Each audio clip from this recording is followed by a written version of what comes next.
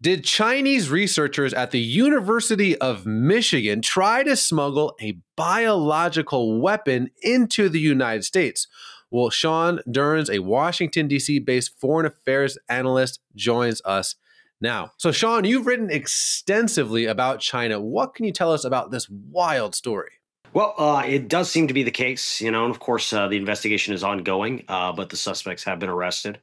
That two individuals were trying to smuggle a biological pathogen into the United States. And this was via the University of Michigan, as you noted.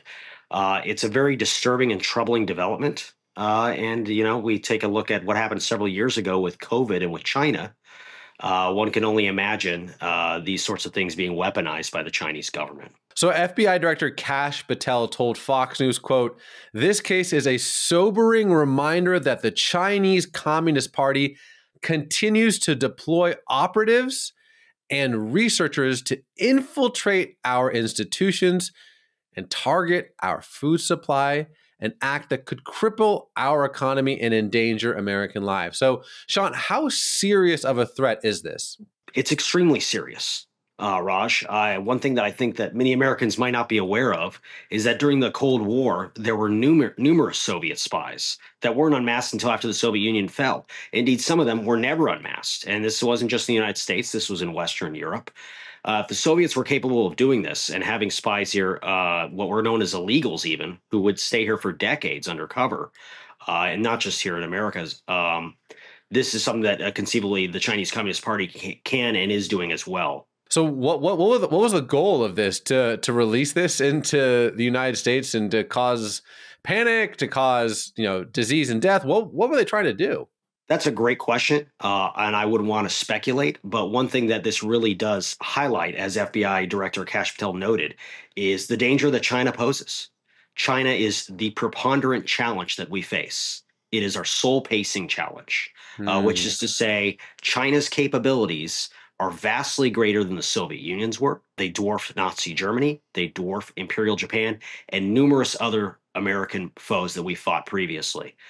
China's industrial power is considerable. They're engaged in a massive military and naval buildup, a massive nuclear buildup. And as we see here, there is very troubling evidence that Chinese actors are engaged in potential acts of sabotage on American soil and elsewhere. And there's a long history, I should note, too, of China doing exactly this sort of thing.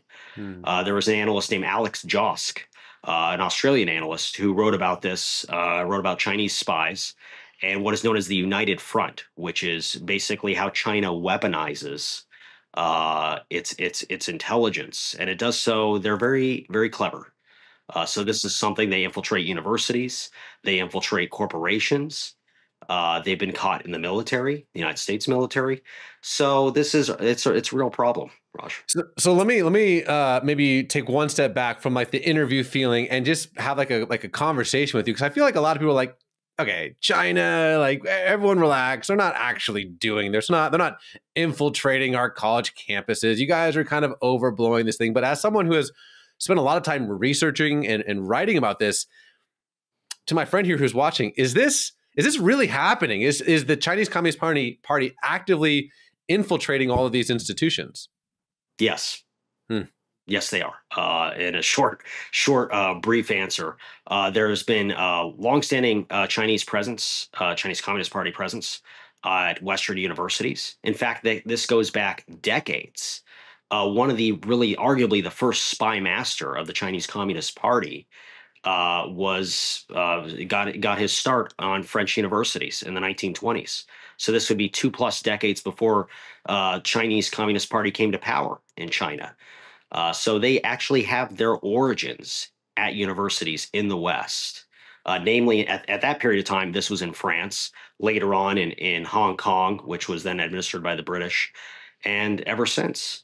So this is a long-standing issue. They have a track record of doing precisely this sort of thing, and they have the skill set. So, Sean, you wrote an article for the Washington Times titled, here it is, "China is Preparing for War." So, Sean, that is quite the statement. What can you tell us about this? Unfortunately, the lights are blinking. We have real reason to suspect that China is preparing for war. Chinese leader Xi Jinping has been adamant that he intends to seize Taiwan one way or the other. He has not ruled out, explicitly not ruled out force, and he has called for the People's Liberation Army of China to be ready to conduct an invasion by 2027. And we've had numerous American military commanders, notably in the Indo-Pacific, who have warned that those capabilities are there, that the Chinese military is ready to conduct such an invasion now. They're building hospitals underground. They have built their equivalent of the Pentagon, which is multitudes larger, and they're hardening their air bases in the Pacific, which is something you only do if you expect you're going to be in a war. There's a lot of lights blinking red right now, Raj. Okay, so maybe lastly, I think for folks, here in the United States, it's a lot easier to contextualize a regime like the one in Tehran, the Iranian regime that just seems like crazy fanatical, like let's build nuclear weapons and destroy the Jewish state. It's like the great Satan. It's like, okay, calm down. We understand you. Or the Islamic State, and I get it. You guys are fundamentalists who just want to kill everyone, and I can kind of contextualize that. Or the Houthis in Yemen, like you're firing ballistic missiles at Israel, or I can understand a lot of these different things. But China just seems like this kind of I guess it is an anomaly. It's like this.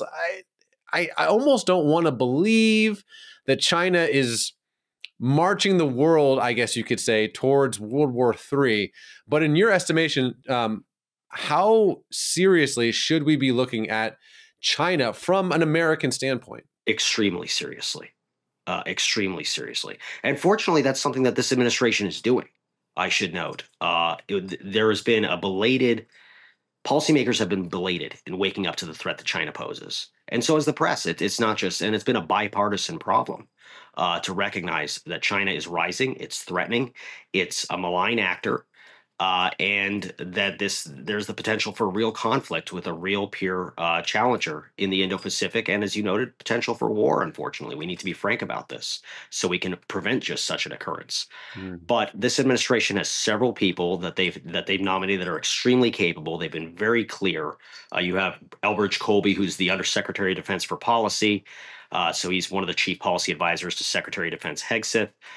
Just the other day, his deputy, Alex Vilas-Green, was nominated. These are very capable people that have been writing and warning about the threat that China poses and how we need to prevent any conflict with China. So the good news is that there are very capable policymakers that are in office. The president's been extremely clear about this as well, as has Secretary of Defense Hegseth, Secretary of State Marco Rubio. So the good news is that we're here. We have people that are in charge that are aware of the problem and the threat. The bad news is that threat has been brewing, and it's been brewing, and we didn't recognize it. Sean, my friend, thank you so much. Thank you.